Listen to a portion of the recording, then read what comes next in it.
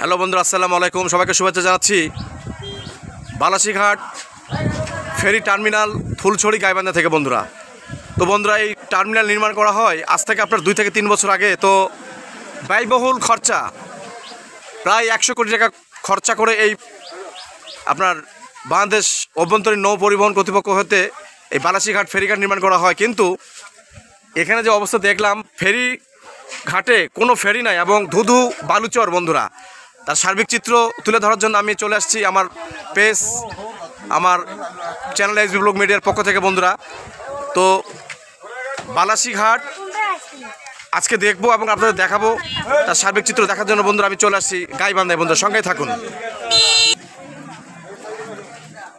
তো বন্ধুরা, আপনারা দেখছেন বালাসীঘাট। তো বালাসীঘাট থেকে আপনারা যে এখান থেকে সদর গাইবান্ধা যাওয়ার জন্য দেখছেন যে আপনার এই ছোটো ছোটো গাড়িগুলো, তো এই গাড়ি করেই তারা প্রতিনিয়ত এই বালাসীঘাট থেকে আপনার গাইবান্ধা সদরে যায় এবং গাইবান্ধা সদর থেকে দেশের বিভিন্ন জায়গায় তারা যাতায়াত করে। বন্ধুরা,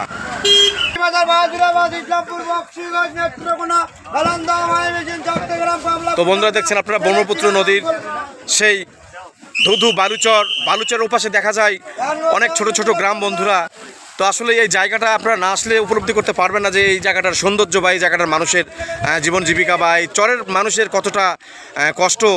বর্ষাকালে প্রচুর পানিতে পানিময় হয়ে যায়, থই থই পানি হয়ে যায়। কিন্তু এই যে খরা মৌসুমে দেখুন বালুচর, চতুর্দিকে প্রচুর বালুচর। আপনার বালুচরের উপরে যে ছোট ছোট গ্রামগুলো দেখা যায়। বন্ধুরা, হয়তো আমার ক্যামেরার লেন্স যাচ্ছে না অত দূরে, তো আমি দেখতে আসছি এবং আপনাদের দেখাচ্ছি এই বালাসীঘাট গাইবান্ধা থেকে। বন্ধুরা, আপনাদের দেখানোর জন্য চলে আসছি আজকে আমি এই বালাসীঘাট গাইবান্ধা। বন্ধুরা, দেখতে পাচ্ছেন তার সার্বিক চিত্র। বন্ধুরা, তো বন্ধুরা, এই বালাসীর ঘাটে এই যে এক দিদিকে পেয়ে গেলাম। দিদি বলছে এখান থেকে আপনার কোথায় চরের উপরে কি গ্রাম এটা বললেন?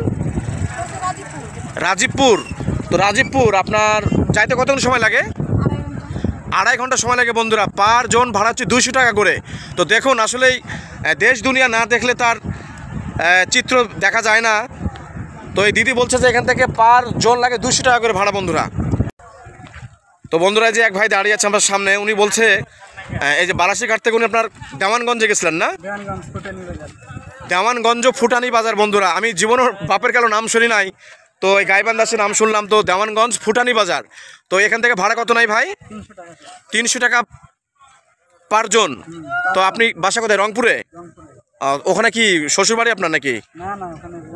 ও, বোনের বাসে বেড়াতে গেছিলেন আপনি? তো কত কিলো হয়, কত দূর ডিস্টেন্স হয় এখান থেকে?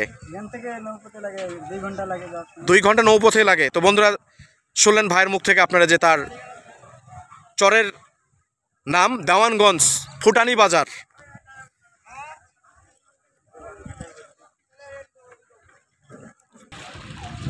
তো বন্ধুরা, দেখছেন আপনারা যে নৌকা ছাড়বে এখন সেই দেওয়ানগঞ্জ ফুটানি বাজারের উদ্দেশ্যে। সেই নৌকাগুলো যাচ্ছে, তার সার্বিক চিত্র ক্যামেরা ধারণ করার জন্য। বন্ধুরা, আমি এখন বর্তমানে আছি বালাসীঘাট গাইবান্ধা। বন্ধুরা, তো সত্যি চরের মানুষের জীবন জীবিকা যদি আমরা না দেখি সেটা আমরা বিশ্বাস করব না। বন্ধুরা, যারা চরের মানুষ তারাই শুধু এই জিনিসটা উপলব্ধি করতে পারে। বন্ধুরা, দেখুন সেই ব্রহ্মপুত্র নদীর পানিগুলো কি স্রোতের বেগে যাচ্ছে। বন্ধুরা, পানিগুলো দেখুন। বন্ধুরা, তার চিত্র। বন্ধুরা, সত্যি চরের মানুষের জীবন জীবিকা এবং তাদের সার্বিক চিত্র তুলে ধরার জন্য আমি গাইবান্ধার বালাসীঘাট থেকে আপনাদের দেখাচ্ছি এই ঘাটের চিত্র। বন্ধুরা, দেখতে পাচ্ছেন তার সার্বিক চিত্র। বন্ধুরা, তো বন্ধুরা, এই যে নৌকাগুলো চলে যাচ্ছে সেই দেওয়ানগঞ্জে ফুটানি বাজার। তো সেই ক্যামেরা ধারণ করলাম, সঙ্গে থাকবেন, আরও যেন ভালো কিছু উপহার দিতে পারি সেই অবধি আমার সঙ্গে থাকবেন। বন্ধুরা, এবং আমার চ্যানেল, আমার পেজ লাইক, কমেন্ট, সাবস্ক্রাইব করতে ভুলবেন না। আসসালামু আলাইকুম।